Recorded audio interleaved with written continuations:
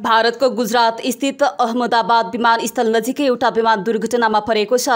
India टुडेका अनुसार बिहीबार दिउँसो अहमदाबादको मेघानी नगर क्षेत्रमा विमान दुर्घटनाग्रस्त भएको हो। अहमदाबाद विमानस्थलबाट लन्डनका लागि उडेको एयर इन्डियाको विमान उडान भरेको केही समयपछि नै दुर्घटनाग्रस्त भएको इन्डिया टुडेले लेखेको छ। बोइङ 7878 ड्रिमलाइनर विमानमा 242 यात्रु सवार थिए। दुर्घटनाको बारेमा थप विवरण आउन बाँकी रहेकोले उक्त क्षेत्रबाट प्राप्त दृश्यहरूले हावामा बाक्लो कालो धुवाँ देखिएको जनाइएको छ। दुर्घटनापछि 7वटा दमकल सहित आपतकालीन सेवाहरू घटनास्थलमा पुगेका छन्।